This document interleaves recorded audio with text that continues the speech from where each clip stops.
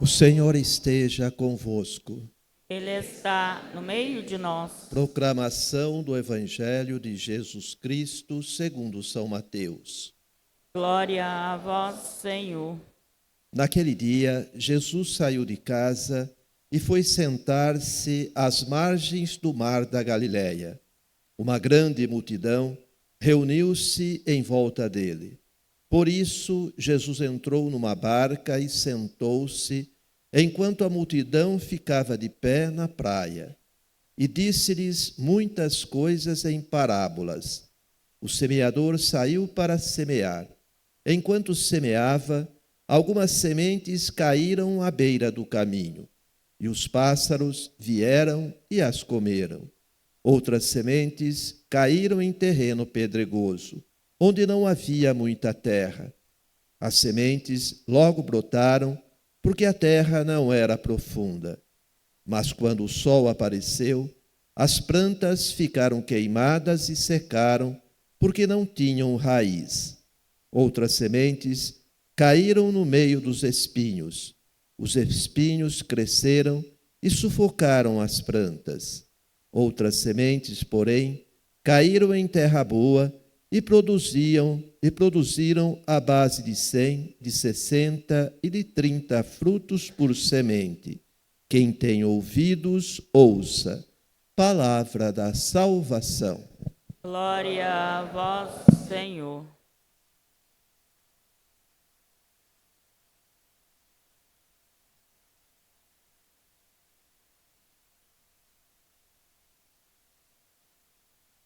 Que as palavras do Santo Evangelho perdoem os nossos pecados. Podem sentar para meditarmos um pouquinho. Quando leio e ouço este Evangelho, eu fico pensando duas coisas. Primeiro, o semeador nunca erra na maneira de semear a semente. E a semente semeada é sempre semente boa. Nem sempre o terreno que acolhe a semente é um terreno apropriado. O Evangelho apresenta 4 tipos de terrenos: à beira do caminho, no meio das pedras, no meio dos espinhos e a terra boa, que produz muito fruto. A semente que cai em terra boa produz muito fruto, produz fruto a ponto de compensar as outras sementes que caíram na beira do caminho, no meio das pedras e no meio dos espinhos. Ela compensa, porque a semente é boa e o semeador acerta sempre. Aí tem uma expressão, nós ouvimos a versão mais curta do Evangelho. Eu gosto muito quando Jesus termina as suas catequeses com esta frase: quem tem ouvidos, ouça. Eu acho fantástico quando ele termina as catequeses dele com essa frase. Por quê? Porque a gente escuta. Só que a gente está distraído. Mas tem uma expressão que o próprio Jesus usa, que eu gostaria de comentar um pouquinho. Quando os discípulos perguntam para Jesus: por que falas por meio de parábolas? Por que falas ao povo em parábolas? E aí tem umas expressões que nosso Senhor usa que não explica por que ele fala em parábolas. E muito pelo contrário, ele deixa ainda mais mistério o que ele diz na sequência. Quando os discípulos perguntam, ele responde: porque a vós foi dado o conhecimento do mistério do reino dos céus, mas a eles não é dado. Pois a pessoa que tem será dado ainda mais, e terá em abundância. Mas a pessoa que não tem será tirado até o pouco que tem. E é por isso que eu lhes falo em parábolas, para que olhando eles não veem, ouvindo eles não escutam, e nem compreendam. Desse modo, se cumpre neles a profecia de Isaías: havereis de ouvir sem nada entender, e havereis de olhar sem nada ver. Vejam, essa primeira parte, assim, dessas palavras de Jesus, ele não disse por que ele estava falando em parábolas, mas ele coloca algumas situações, né, que deixam ainda mais mistério, esconde ainda mais coisas. Mas de forma muito prática, a parte que vem agora é o que nos interessa, ou é o que eu queria fazer um pequeno alerta. Eles ouviram com má vontade e fecharam os olhos, para não ver com os olhos e nem ouvir com os ouvidos, nem compreender com o coração, de modo que se convertam e eu os cure. Coisa impressionante isso. Essa expressão, ela é impressionante. Então, o Senhor muitas vezes impede que algumas pessoas penetrem na profundidade daquilo que a palavra de Deus propõe, que a palavra dele propõe. E o que nos deixa entender o texto faz isso de propósito para curá-los depois. Se ele vai curá-los, pergunta que vem à cabeça da gente: por que não permitiu que entendesse? Era mais fácil que ele revelasse, que ele deixasse entender tudo?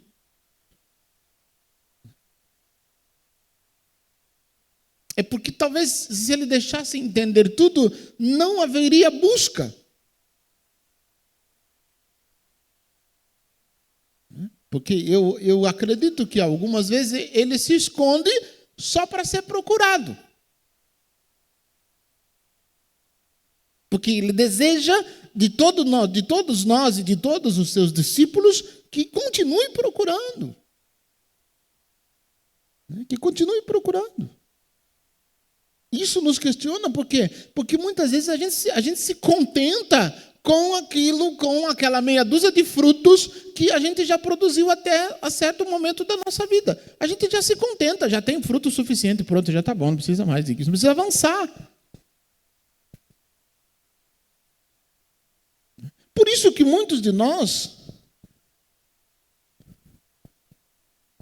não conseguimos avançar na nossa vida de santidade. Não somos grandes pecadores, mas também não somos santos. Já demos alguns passos e esses passos a gente se contentou com os passos que a gente deu. A gente não procurou mais, mas o Senhor tem muito mais. O Senhor tem muito mais. Ele quer muito mais para nós. Versículo 15. Porque o coração deste povo tornou-se insensível. E aí me vem, à mente, quais são as realidades que tornam o coração da gente insensível? E por que o nosso coração se torna insensível? Um elemento que torna o nosso coração insensível é ficar muito tempo sem confissão.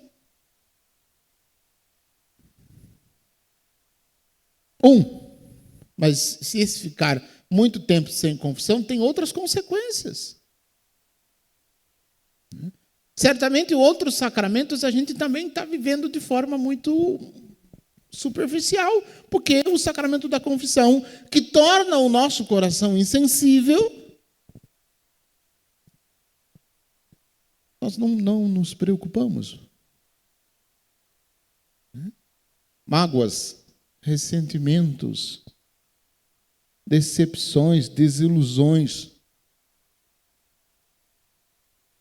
e tantas outras realidades que, se a gente for analisar, vai deixando com o tempo o coração da gente insensível. E aí a gente já não consegue mais. A palavra anunciada, a palavra proclamada, já não penetra mais profundamente no nosso coração. A gente escuta por aqui, solta por aqui, e se sair da porta da igreja para fora e perguntar assim, qual que foi o evangelho de hoje mesmo? Não lembro mais. Não sei mais qual foi.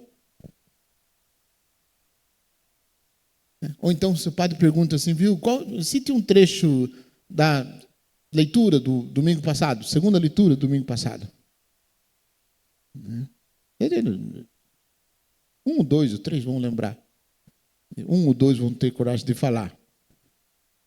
Mas a gente vai ficar procurando na cabeça, a gente vai ficar procurando no coração. Qual foi mesmo a segunda leitura de domingo passado? Qual foi mesmo o evangelho de domingo passado? A gente vai colocando coisa no coração que vai deixando o coração e vai deixando a gente insensível. E Deus fala conosco e a gente já não consegue mais entender, a gente já não consegue mais perceber. Ou então, a gente diz, isso que o padre está falando serve para fulano. Como seria bom se fulano estivesse aqui para ouvir? A gente começa a fazer transferência, que esta palavra proclamada serve para fulano, serve para ciclano, serve para aquele... para aquele outro, para aquele outro. E a palavra passa desapercebido, passa de forma desatenta, e a gente não bebe, a gente não confronta a nossa vida com a palavra que foi proclamada. E aí, se não há confronto, que frutos a palavra pode produzir?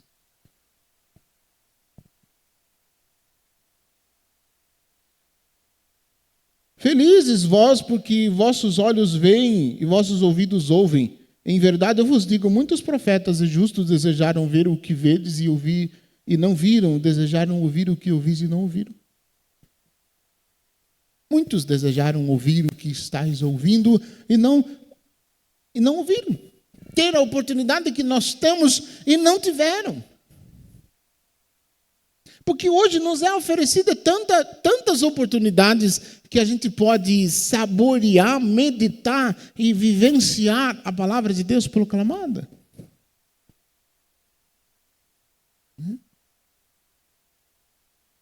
Tantos aplicativos que tem que podem nos ajudar, né? Tem uma infinidade de pessoas fazendo meditação do Evangelho diário.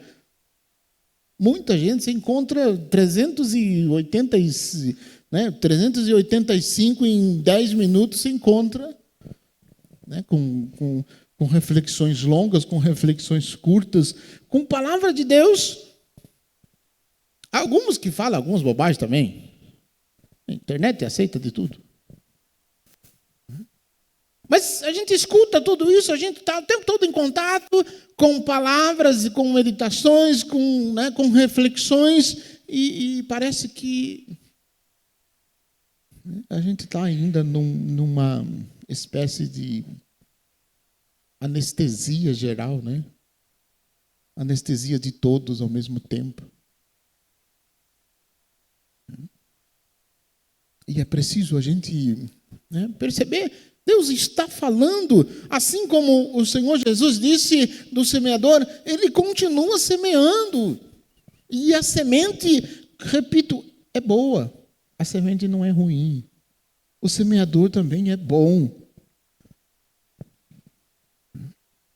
Mas essa semente não tem produzido o fruto que Deus deseja. Aí eu acho conveniente dizer assim: ouvi, portanto, a parábola do semeador. Jesus explica a parábola. Logicamente que eu não vou explicar a parábola, eu vou usar as palavras dele. para identificar por que os tipos de terrenos não produzindo frutos. Olha lá os motivos. Todo aquele que ouve a palavra do reino e não a compreende, vem o maligno e rouba o que foi semeado em seu coração. Este é o que foi semeado à beira do caminho. A semente que caiu em terreno pedregoso é aquele que ouve a palavra, logo a recebe com alegria, mas ele não tem raiz em si mesmo. É de momento. Quando chega o sofrimento ou a perseguição por causa da palavra, eles desistem logo. Conhece alguém assim? Esses dois terrenos? Acredito que não, né?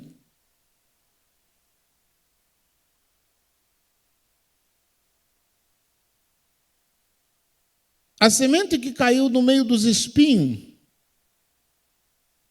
é aquele que ouve a palavra, mas as preocupações do mundo e a ilusão da riqueza sufocam a palavra e ela não dá fruto.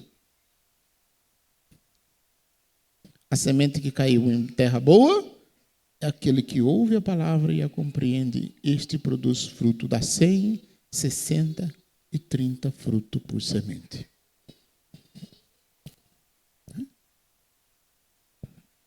Naturalmente que a pergunta que nasce dessa reflexão é: que tipo de terreno você é? Mas eu não vou fazer essa pergunta porque você já fez essa pergunta. Por que você ainda não produziu o fruto que Deus espera de você?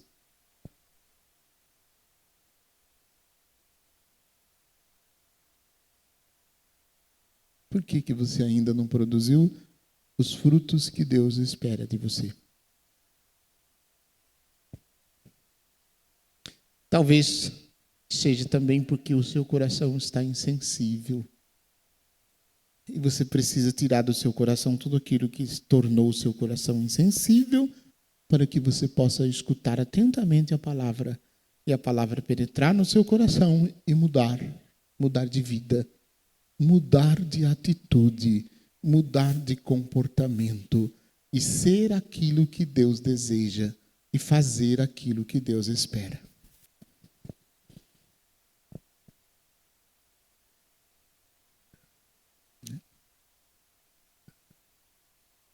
Bom, só isso tá bom para a semana.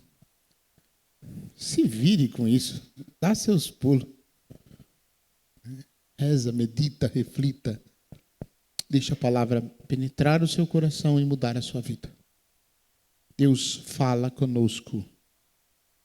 E a semente continuam sendo semeadas. O semeador é bom no que faz. Que a gente saiba colher com o coração aberto e disponível para que ela produza frutos que Ele deseja. Louvado seja nosso Senhor Jesus Cristo.